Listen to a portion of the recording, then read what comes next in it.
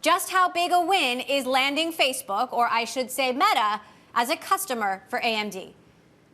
Hey, Emily, it's great to be here with you. And I would say it was a big day for AMD.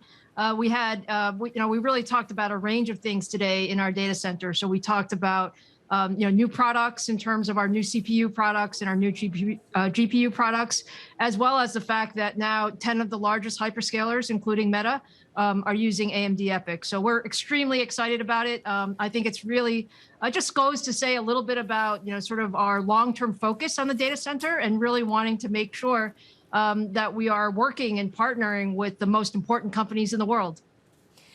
This now means, as you say, you are working with so many of these hyperscalers, including not just Meta, but Microsoft and Amazon and Google. Talk to us, give us some more color on what it's taken to win over these big customers and cut into market share of your competitors. Yeah, so this has been, our focus over the last 4 or 5 years has been really to, build up the capabilities in the data center. We see the data center as one of the most exciting, if not the most exciting market in semiconductors. There's this massive need for high performance computing, and each one of these, large hyperscalers are doing such, unique and innovative things. So, we're honored, frankly, to be partnered with all of them. I think it says a lot about the technology that you need and sort of the multi-generational roadmap that you need. And being able to partner with the best means that you learn how to make your roadmap even stronger, going forward. Now, I do want to talk a little bit about Meta and its bet on the Metaverse. A lot of people still don't know what the Metaverse is. Just how big an opportunity do you think the Metaverse will be? And what do you see as AMD's role in it? Yeah, so look, we're excited. If I just take a step back, Emily, and talk about sort of high performance computing and what we believe and what I believe is that there's really this mega cycle around needing more computing in so many different applications. Whether you're talking about collaboration applications, or you're talking about research applications, or you're talking about just analyzing massive amounts of data. And yes, the metaverse is even the next thing on top of it. So we believe it's a very large opportunity if you look at high performance computing in its entirety. I think the metaverse is one of those areas that many people are talking about in terms of how do you really bring together virtual reality and mixed reality together with all of the collaboration that we're doing now.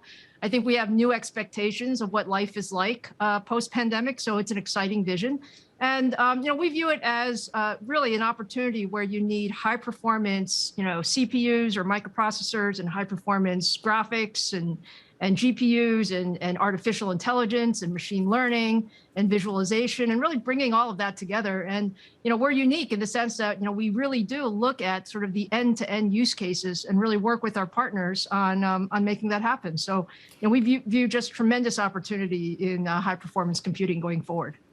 You do have new GPU and CPU offerings, and I'm curious why we're seeing you now broaden out some of your offerings when it's that focus and execution that has served AMD so well.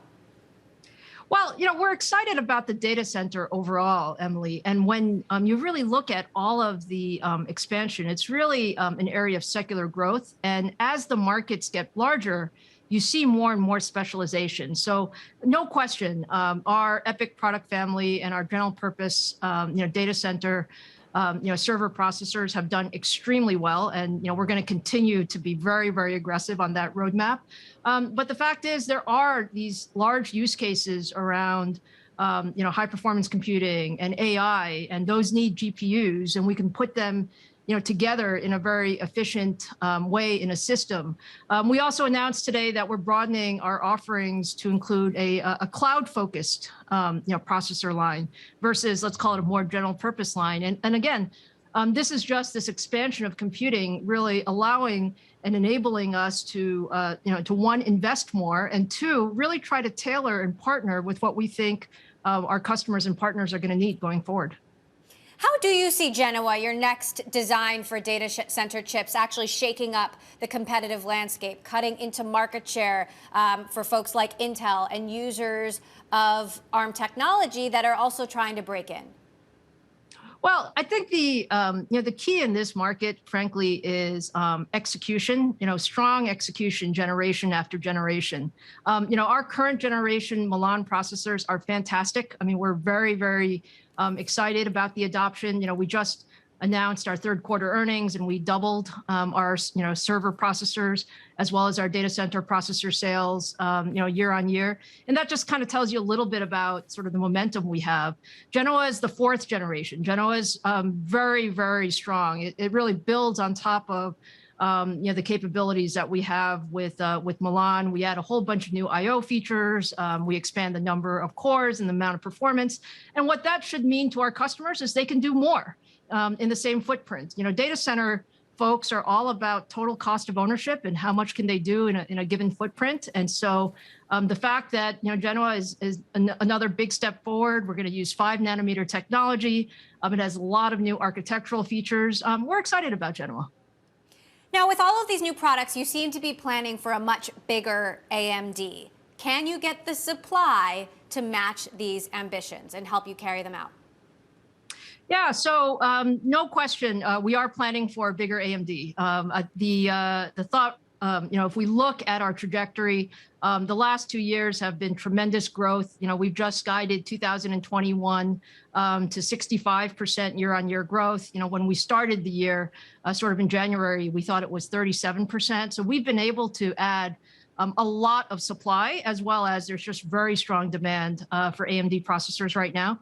We are working very closely with all of our supply chain partners. There's an incredible amount of work going to ramp up overall supply chain capacity, and we feel very good about the trajectory of what we see going into 2022 and beyond. And these are all long-term partnerships, Emily. So it's really about how do we plan with our customers and our supply chain partners, not just for this quarter or next quarter, but for 2022, 2023, and beyond, to make sure that we can meet all of this incredible demand that's out there. Still, the chip shortage and supply issues seem to be a continuing crisis for everyone else. And I'm curious how long you think we're going to see the ripple effects of this. Is this something that you think will continue to reverberate across industries for years, potentially? Yeah, I get asked that question a lot. I think you've asked that question to me a few times. I will tell you that I think the environment is such that there's a lot of capacity and a lot of investment that's being put online. So that's positive. Like I said, we saw more growth and more capability in towards the end of 2021 than earlier in the year. I think the first half of 22 is still going to be pretty tight. But we're going to see improvements as we go into the second half of 22. And I feel confident that the semiconductor industry, is going to respond to the challenge, and every quarter it'll get, incrementally better going forward.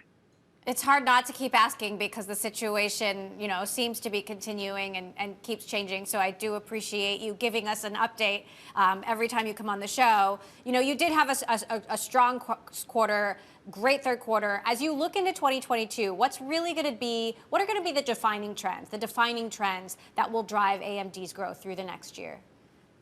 Yeah, sure, Emily. So I think as we look forward, the most important thing is we are in the right markets. I mean, it's a very exciting world in this high performance computing world. If we looked at the TAM or the total market size just maybe 18 months ago, we might have sized it at about 80 billion or so. We now see that market size or that market opportunity upwards of 100 billion. So there's a lot of need for computing and computing capability. And from an AMD standpoint, I think our product portfolio is the best it's ever been, and it's only going to get better. I think we're excited.